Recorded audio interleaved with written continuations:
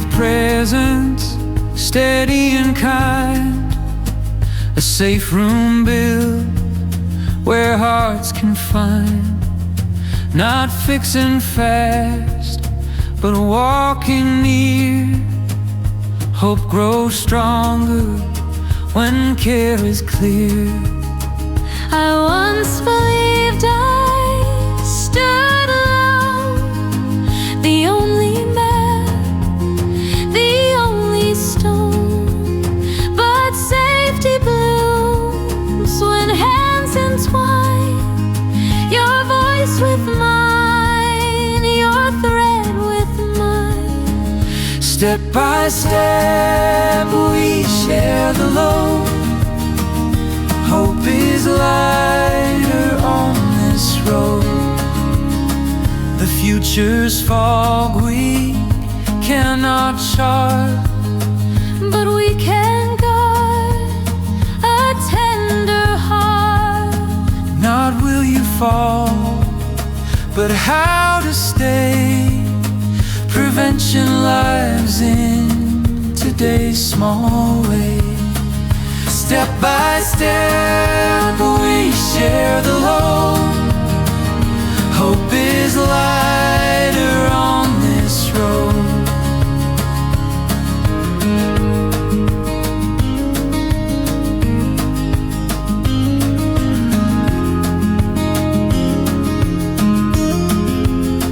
The past is heavy, carved in stone. Its lessons taught, its sorrows known. But futures rise like dawn's first light. A turning page, a thread made bright. Step by step we share the load. Hope is lighter on this road.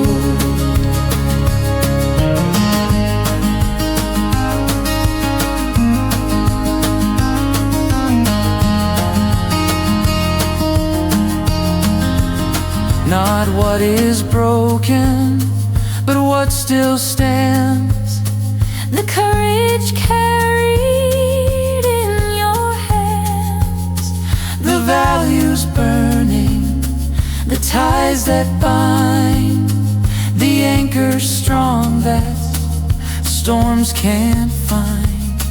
It's not the tally of wounds or scars, but the steady flame of who you are. From silence we move, from fear to say, we'll carry tomorrow together today. Step by step we share the load. Hope is lighter on this road. Together as partners, hand in hand, building a life where hope can stand. Hope is here when we walk as partners who care.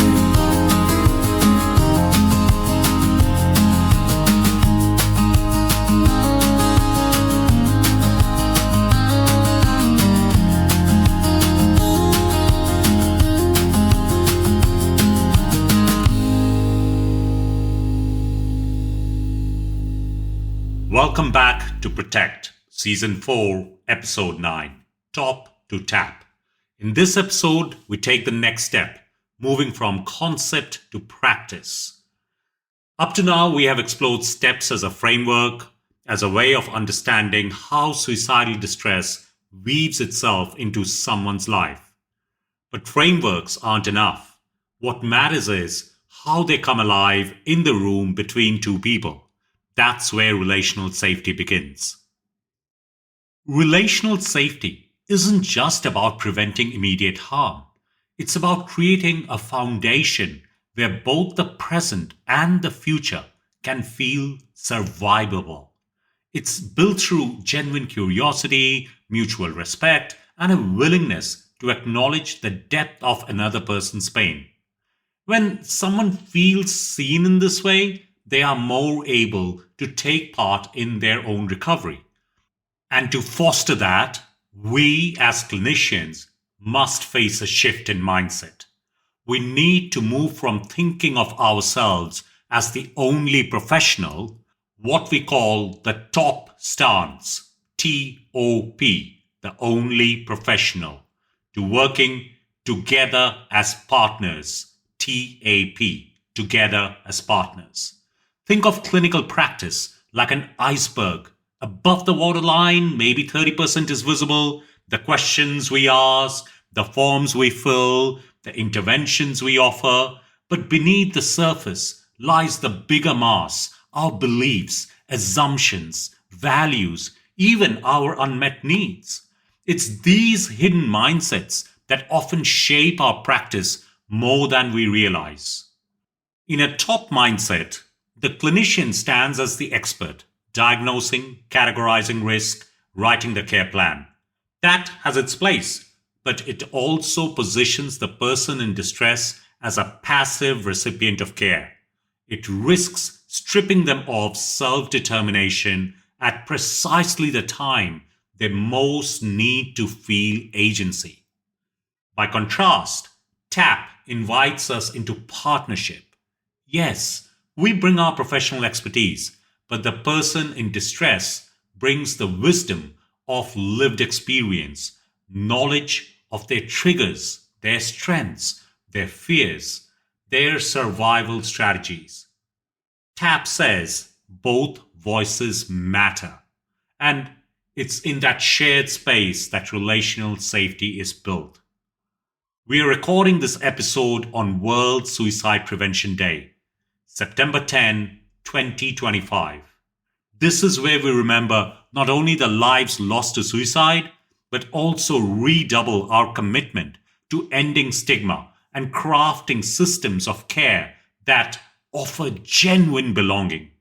This shift from top to tap, moving from the clinician as sole holder of responsibility to walking alongside as partners, not only restores agency to the person in distress, but also reflects the spirit of this day and its 2025 theme, creating hope through action.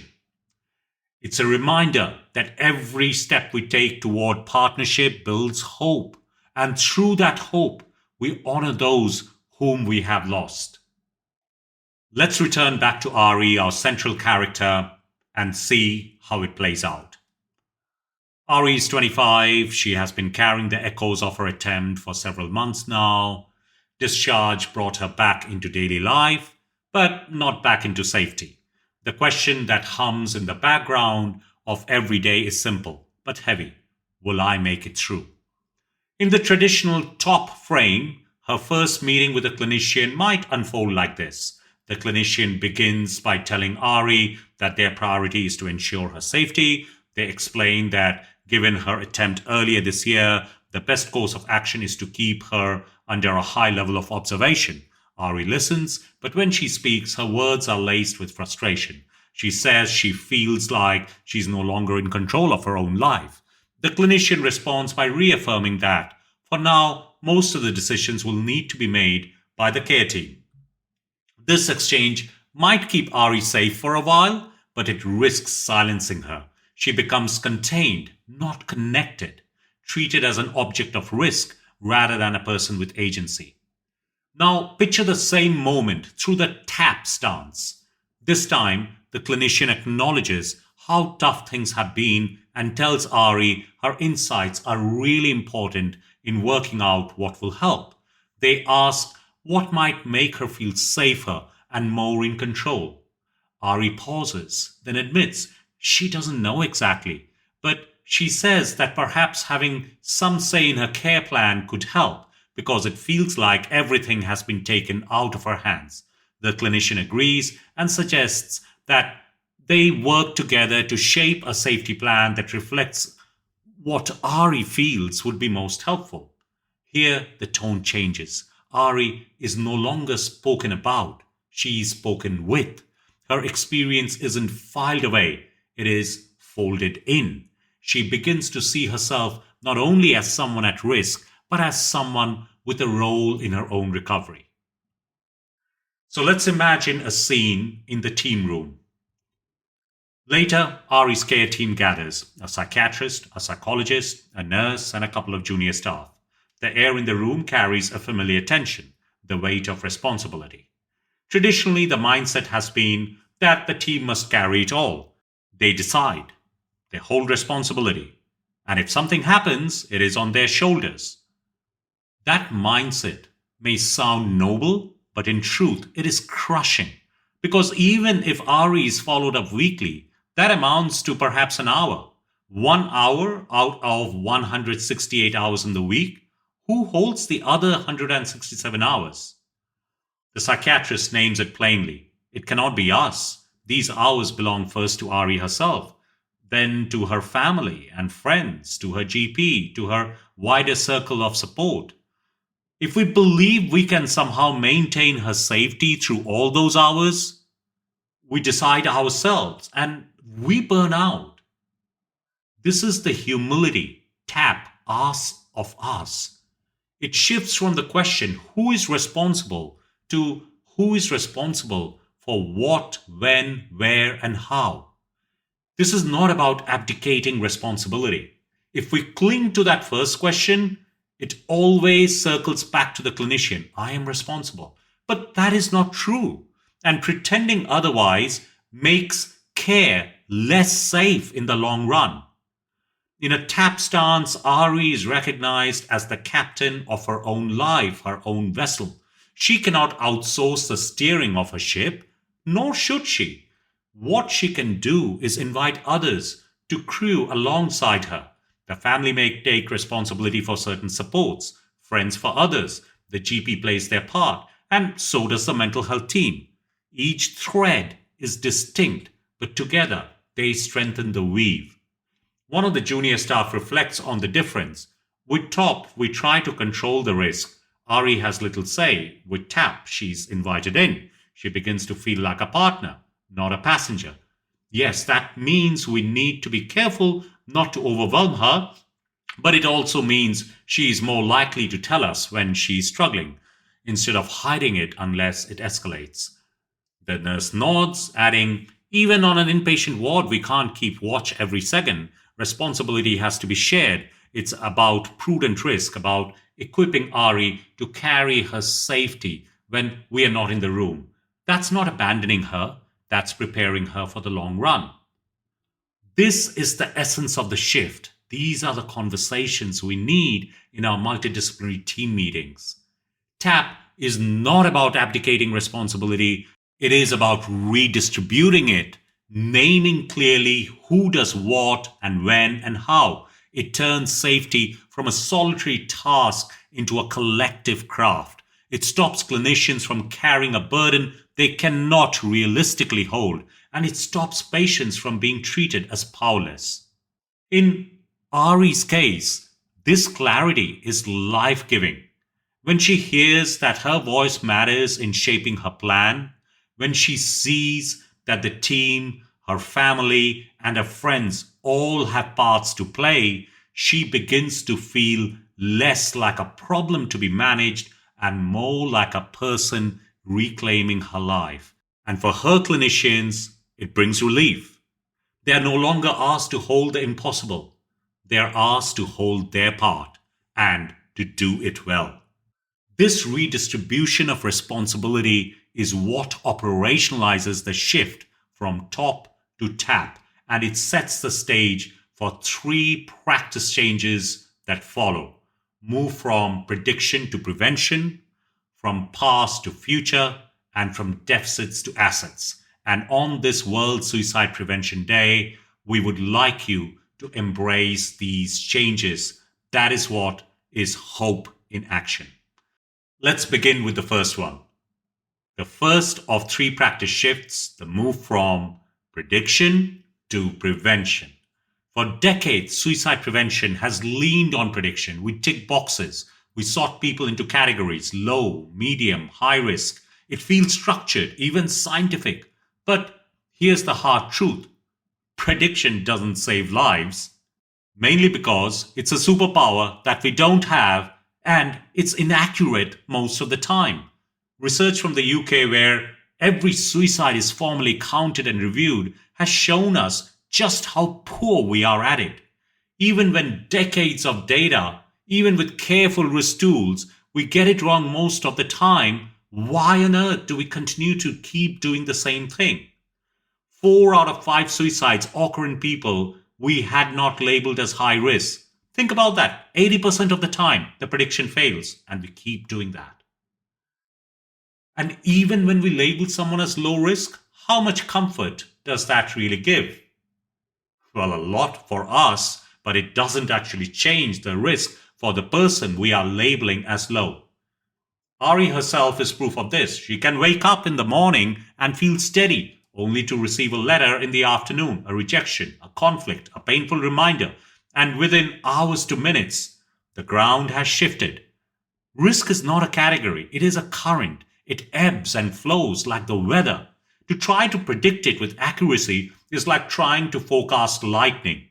That is why we need a shift. We must stop treating risk as a fixed label and start seeing it as a continuum that changes over time. And once we do that, the goal is not prediction, the goal is prevention. With Ari, that sounds different in the room. Instead of saying, given your history, you're high risk, the clinician says, as you return to daily life, Ari, what situations do you think will be most difficult? What moments feel most likely to pull you under? And how can we plan for those times together? Ari pauses, then admits, when things pile up, especially if work or family feels overwhelming, I worry I won't cope, that's when the thoughts get loud again. Now, the focus shifts. Instead of labeling Ari with a score, the conversation builds a plan. If those moments come, what can she reach for? Who can she involve? What practical steps can stop thoughts from hardening into action? This is prevention in action, not prediction of catastrophe, but preparation for possibility. And prevention requires us to think about risk in a much more nuanced way than high, medium, and low. We consider longitudinal risk, how Ari's risk has fluctuated over weeks and months. Has she reached her worst point? Or has she begun turning a corner?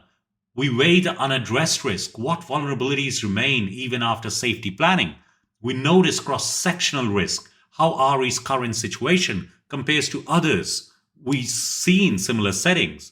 Is she safer now at home than some who need inpatient care, or does she need more?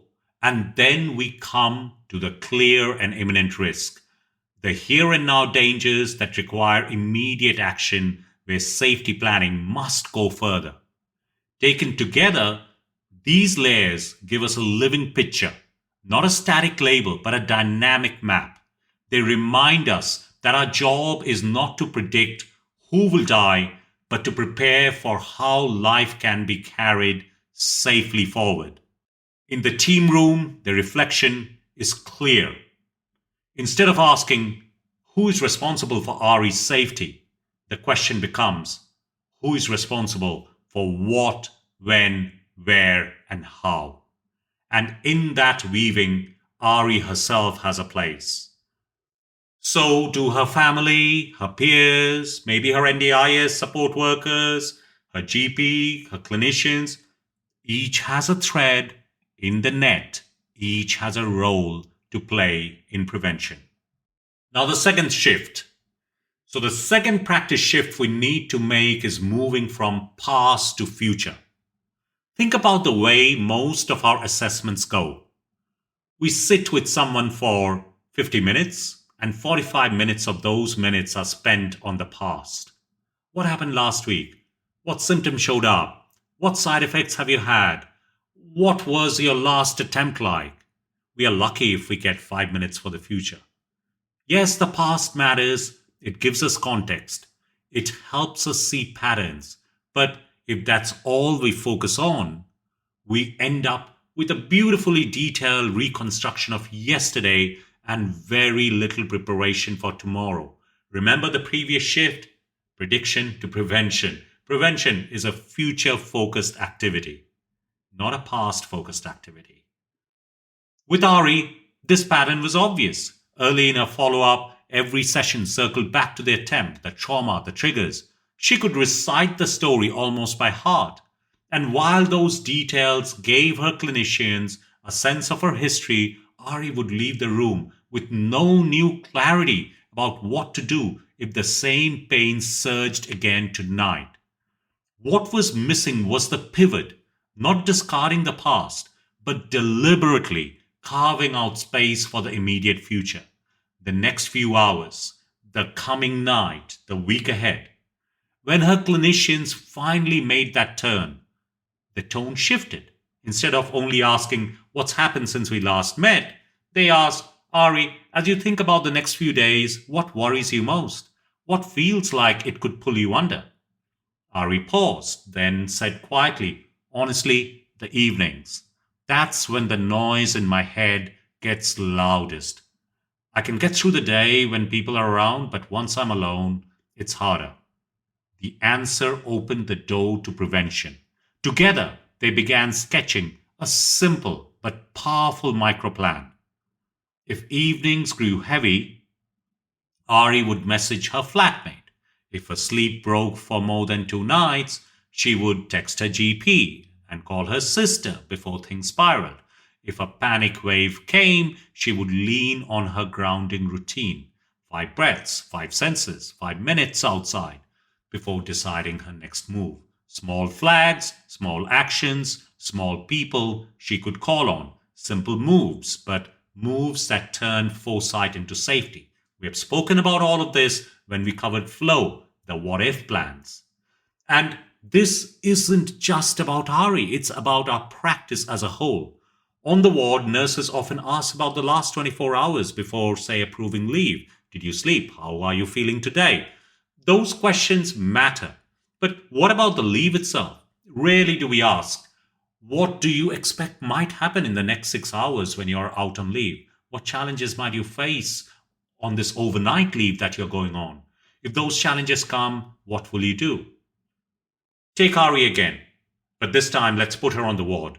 She has been stabilizing, and the team agrees she's ready for her first overnight leave. So the standard questions come, right? At the door, when the nurse has a clipboard and checking in with her whether she's ready to go on leave. How have you been feeling today? Did you sleep last night? Any distress in the last 24 hours? Ari answers honestly. She's managed better, her sleep has improved, and nothing acute has flared. On paper, she looks ready. But then the nurse shifts the frame. Ari, what about tonight when you're home? What do you expect might be difficult? What will you do if the thoughts return when the house is quiet? Ari pauses. Evenings are hardest. If I wake at 2 a.m., it can spiral quickly. Together, they sketch a mini plan for just that scenario. It embellishes the safety plan. If sleep fragments, she will try her breathing routine first. If she can't settle, she will call the ward phone before the thoughts snowball. If panic peaks, she will come back early rather than waiting until morning. The plan is small, practical, and focused on the hours ahead, but it transforms the leave from a gamble into a guided step. This is the shift in action, not just asking how Ari was yesterday, but preparing for what tonight might hold. This is the shift from the past to the future. You do ask about the past as to what happened in the last 24 hours, but you prepare Ari for the next 24 hours too. The same blind spot shows up in community care. A case manager might spend an entire hour reviewing what happened in the week gone by, but never ask what's coming in the week ahead. Yet, that's where prevention actually lives, on the near horizon.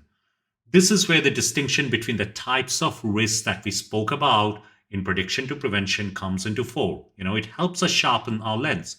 Longitudinal risk tells us how Ari's distress has shifted over time, her baseline, her worst point, and whether she's turned a corner.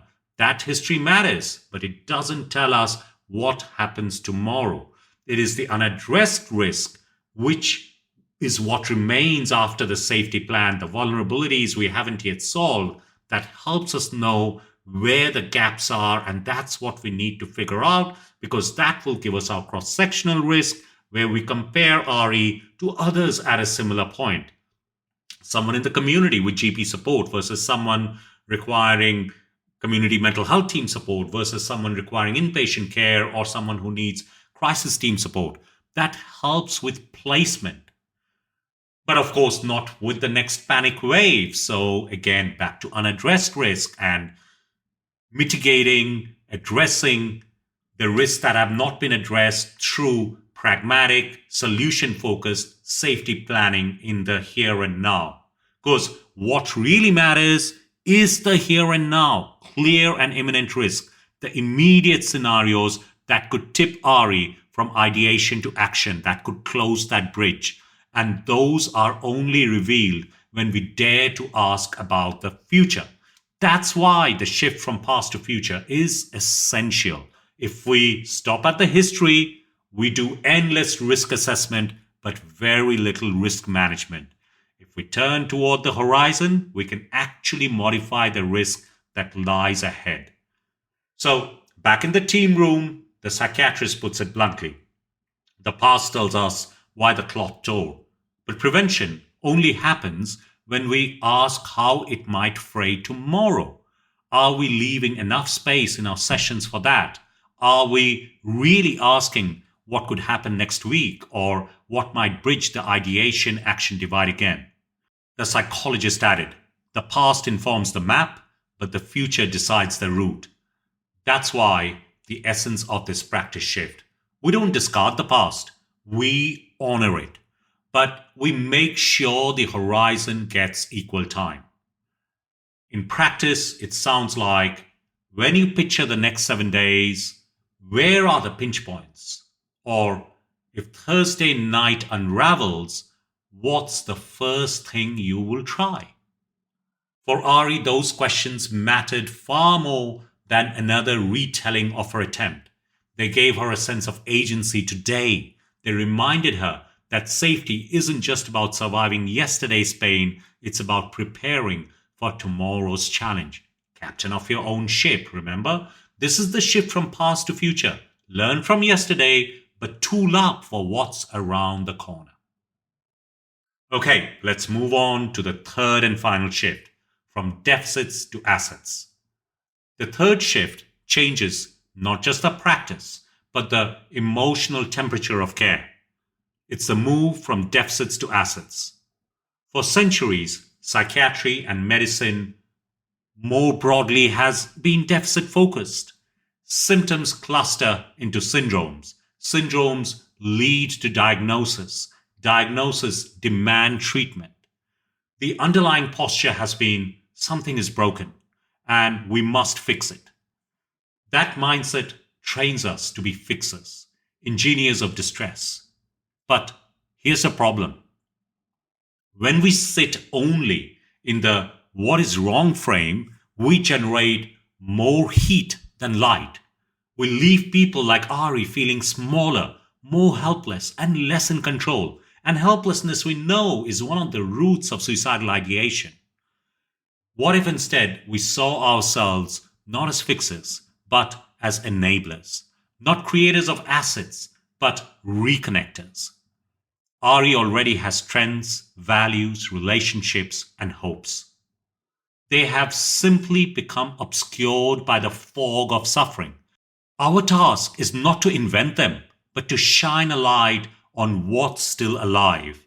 That's where safety lives for the longer run. Take Ari in one of her therapy sessions. Early on, the conversation circled endlessly around symptoms, the panic waves, the sleeplessness, the hopelessness. Each box ticked, each deficit noted, but Ari left feeling like a catalogue of what had gone wrong. The risk was recorded, but the energy in the room was heavy, static, draining. Then the clinician tried a different tack. Instead of asking, why can't you cope? They asked, when you do cope, even a little, what's different? Ari hesitated. Then she said, on the days when I go for a walk and take my camera, I feel a bit more human. I notice small things, the way light falls on leaves or the shape of clouds. It doesn't fix everything, but it makes me feel like me again. This is again hope in action. That answer was a thread. The clinician picked it up. They wove it into a plan. Ari would take short walks 3 times a week with her camera, even if just around the block. Then they added another thread, her younger cousin. He had always looked up to her. A weekly check-in call where Ari could be the mentor again, not the patient. And then another thread, the pride she once felt in her art projects, which she had abandoned. Together, they planned a simple goal, finish one sketch by end of the month. Not to prove anything, but to remember what her hands could make. These weren't distractions. They were footholds, protective factors disguised as ordinary routine. Each one reminded Ari that she was more than her pain, that she had agency, dignity, and strengths worth drawing on. And here's the thing, this approach doesn't just help Ari, it helps us as clinicians too. If we imagine we are solely responsible for safety, we set ourselves up for burnout. Think about what we said earlier. Even with weekly follow-up, we might spend 1 hour with Ari out of 168. Who carries the other 167? Ari does, her family does, her friends do, her GP does, perhaps her support workers do. If we don't recognize that, we not only exhaust ourselves, and we can't pour from an empty cup, we make the system unsafe because we fail to prepare Ari for the hours when we are not there. That's why shifting from deficits to assets is so important. It clarifies who holds what. It gives Ari back the dignity of risk and the right to practice safety in her own life. And it gives us, as practitioners, the humility to see our place, not as captains of her ship, but as navigators alongside her. In Ari's team meeting, the nurse put it plainly. If I only see her for 1 hour a week, she's carrying herself for the other 167. This is her case manager speaking, right? Assets are how we help her carry those hours. The psychiatrist added, we are not the whole story. Friends, cousins, photography, walks, music. These are not extra. They are the fabric of a life. If we don't weave them in, we are left holding a rope that frays the moment we let go. So the questions we ask begin to change. Not what's the matter with you, but what matters to you. Not what is broken, but what still holds. Not why can't you cope, but when you do cope, what makes that possible, and how can we make more of it? This is the shift from deficits to assets. It doesn't deny risk. It reframes safety as something built from the person's own life, values, and relationships. It moves us from fixer to enabler, from I know best to I walk with you, and it embodies the larger mindset shift from top to tap. Because when we cast light on assets instead of heat on deficits, Ari isn't reduced to a diagnosis. She becomes, once again, the captain of her own ship.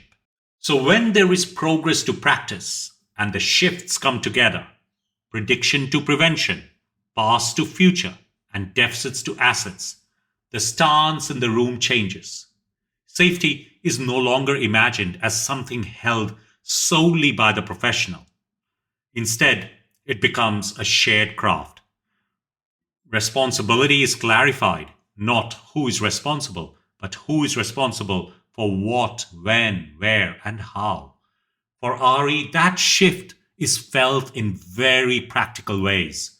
Instead of being categorized as high risk or low risk, she's invited to prepare for the future, planning for evenings when the noise in her head grows loud, or rehearsing small steps she can take if tomorrow feels overwhelming. Instead of endlessly retelling the story of her attempt, She is supported to imagine what next week might hold and how to face it. And instead of being reduced to symptoms and diagnosis, she is reconnected with the strengths that have always been part of her creativity, her values, her capacity for connection. This is not just good for Ari, it is good for us as clinicians. We have been saying over and over again we cannot carry all 168 hours of someone's week when we only see them for 1 hour of the week. Believing otherwise is a recipe for burnout and a false promise of safety. What we can do is walk alongside Ari, helping her clarify her role, her family's role, her community's role, and her role as part of a care team. That clarity distributes responsibility in a way that is sustainable, and it gives Ari back the dignity of risk, the right to practice safety in her own life, to fail and learn, to stumble and rise again. These shifts do not mean we ignore the past or minimize deficits. Of course, we need to know Ari's history.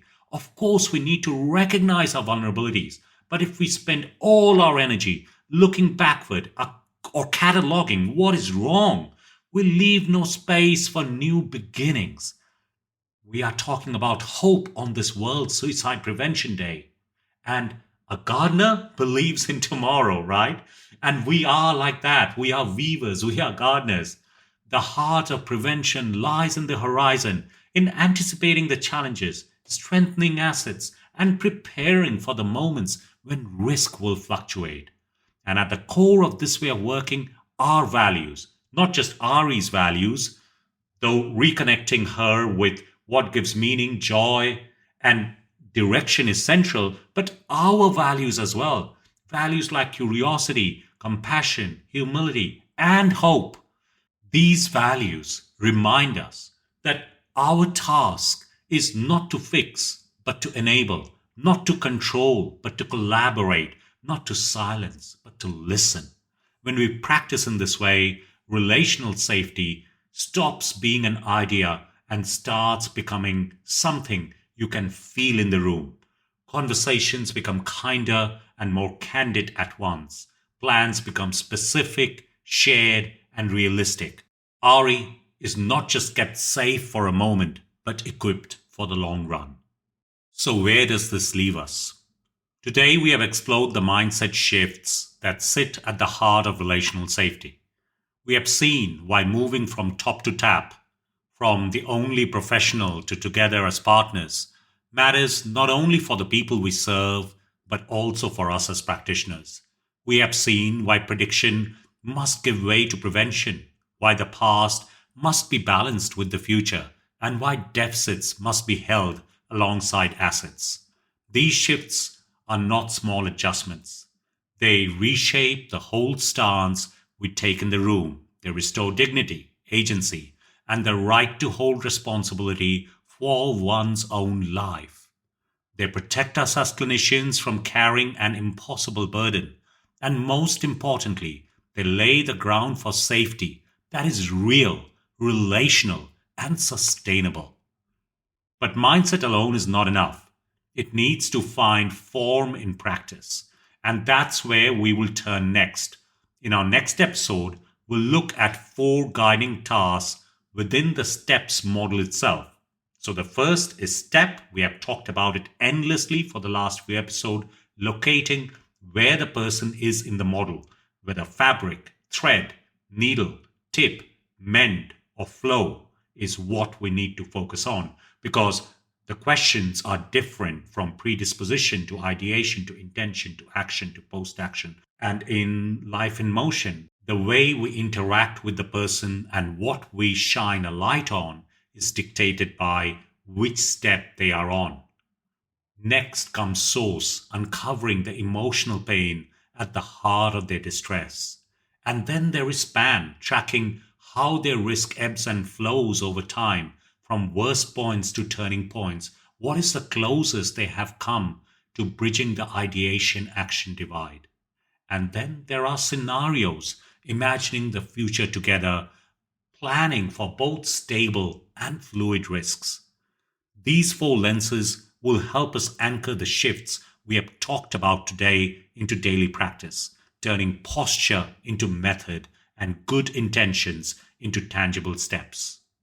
And yet, this episode is more than another chapter in our series. It is our World Suicide Prevention Day special. Earlier this week, on the 10th of September, we released a song, Creating Hope Through Action. The song is our reminder that hope is not abstract. It is something we can nurture for one another through the choices we make, the questions we ask, and the threads of connection we hold on to. 3 years ago, when this podcast began on 6 January 2022, we set out to share a single message that relational safety saves lives. Across these episodes, we have returned to that theme again and again. But today, it felt right to bring it together because the shifts we have named are not just clinical strategies, they are acts of hope. So as you listen on this World Suicide Prevention Day, well, more like World Suicide Prevention Week now, let this episode stay with you. I know it's a long and extended episode. I hope you can take away and remember that hope is not fragile. It is actionable. It is created when we walk together as partners, when we make room for futures that don't just feel survivable, but one in which a person can thrive and flourish, when we see not only the deficits, but also the assets that keep people tethered to life. This is why today's episode is special. It honors the lives we have lost, it holds space for those still struggling, and it reminds us that all of us in our conversations, in our care, in our communities can play a part in creating hope through action.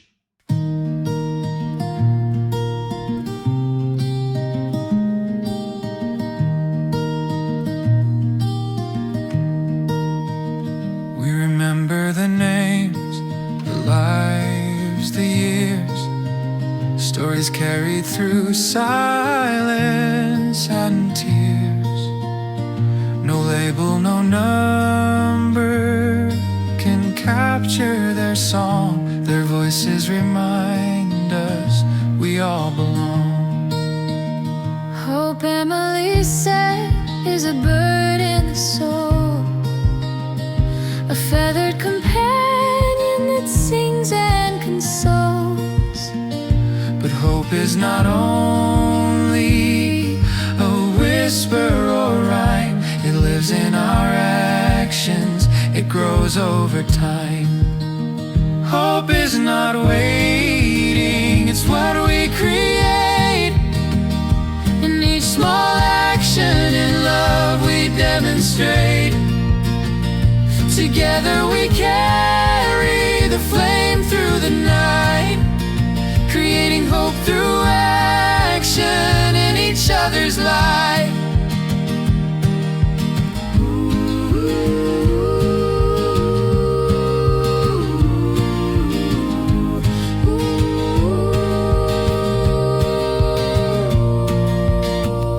The past is a teacher, but the future's our thread, Woven in moments and words we have said.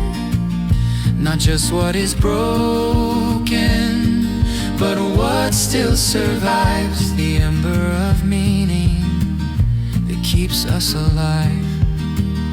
From silence to speaking, from shadows to sight, We find in each other the courage to fight. not one hand alone